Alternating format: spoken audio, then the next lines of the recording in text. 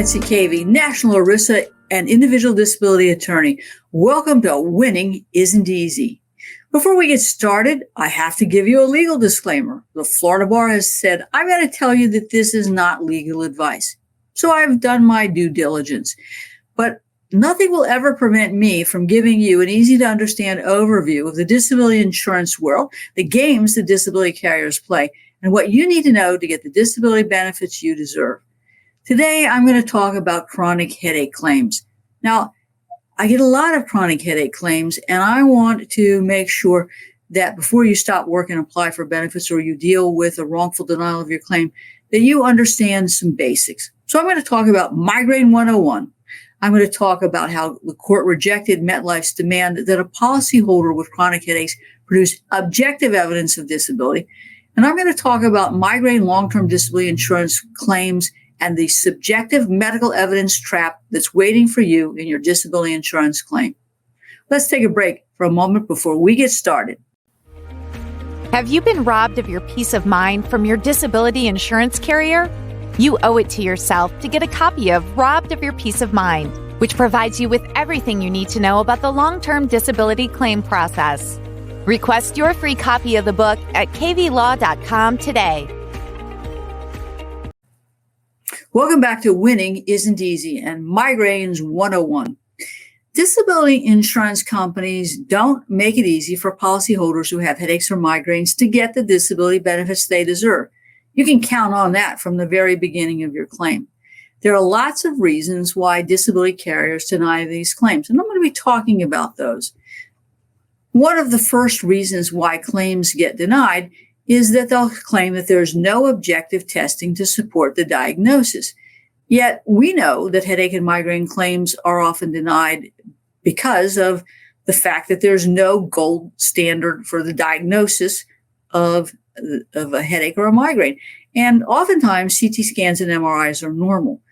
In fact, we know that based on the diagnostic criteria recognized by physicians, that the diagnosis is really made on the basis of subjective complaints. What they're looking for is a history of a recurrent headache with sensitivity to light, sensitivity to sound, sensitivity to movement, nauseousness, vomiting, auras, and visual disturbances. Now, the International Headache Society has created a table with diagnostic criteria that's often used to explain the basis of that diagnosis. I think you should get yourself a copy of it. One of the ways that I begin to try to overcome the carrier's arguments is to make sure that at every visit, my client is giving an interval history of their symptoms and how those symptoms impact their ability to function. Now, legally, a carrier can say that there isn't any basis for the restrictions and limitations, and they may do crazy things like assign investigators to film you outside your house and say that you can work, notwithstanding your headache. So as a result, I think that there are ways that you need to buttress, justify, help explain the basis of the restrictions and limitations that your physician has assigned. One of the primary ways to do that is a headache diary. And you can be very sophisticated and use an Excel spreadsheet. You could write it on your calendar. I don't care how you do it, but I think that you should be documenting, as I've said, your symptoms and how those symptoms impact your ability to function. How many headaches are you having? When did they start? How long did they last? What is it that you did to try to control those headaches?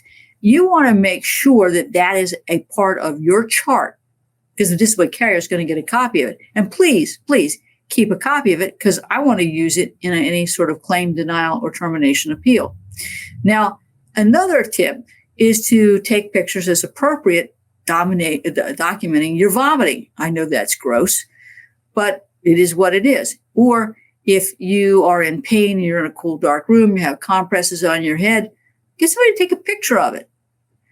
Now, I think that that is the kind of information in combination with a diary that will help a doctor address the objective basis for the restrictions and limitations. Now, one of the other things that I think is crucial is that you need to get treatment by the right type of doctor.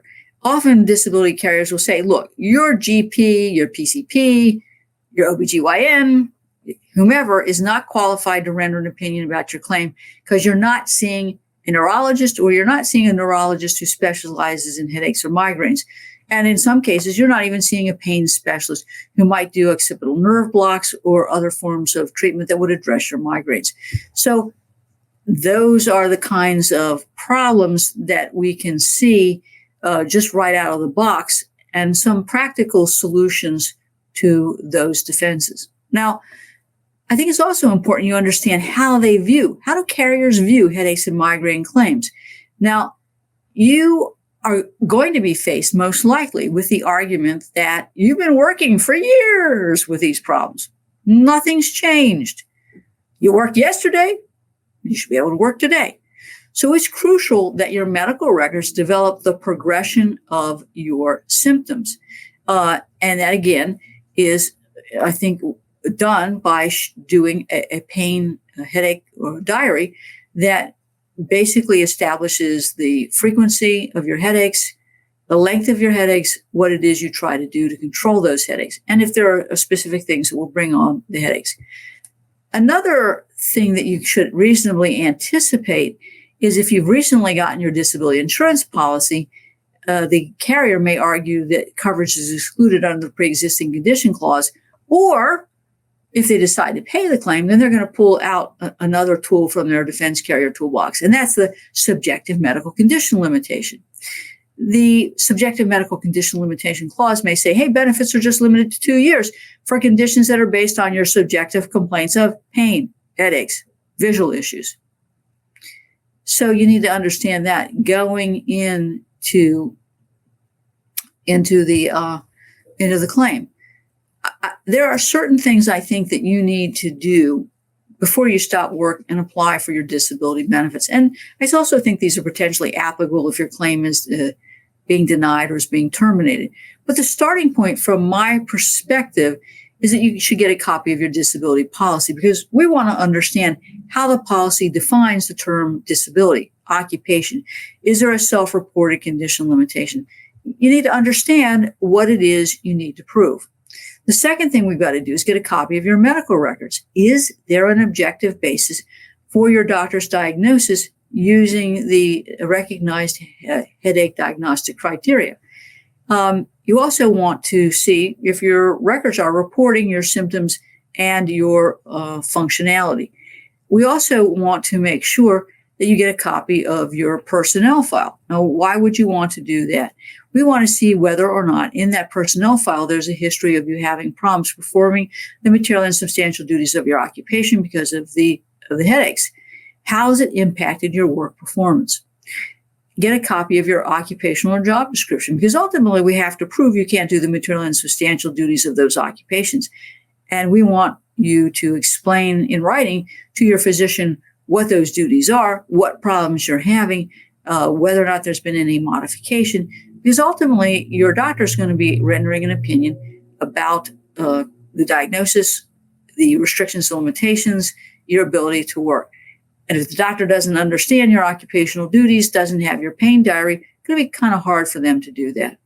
Now, that diary, as I said, I think is a really crucial. And there are times when I have to tell my clients, I don't want to file this claim right yet because I want you to start keeping the diary. And I want you to maintain that diary even after we apply for benefits. These are complex cases. You need the assistance of an experienced disability attorney to analyze the policy, your medical records, your occupational description. Make sure that the necessary proof is there before you stop work. And certainly if you are being set up for a claim denial or termination, to make sure that the applicable and relevant evidence is being developed to assist you in your disability claim. So now that you've got a sense of Headaches 101, let's take a break and we'll move on to our next segment. And we will be talking about how a court rejected MetLife's demand that a policyholder with chronic headaches produce objective evidence of disability.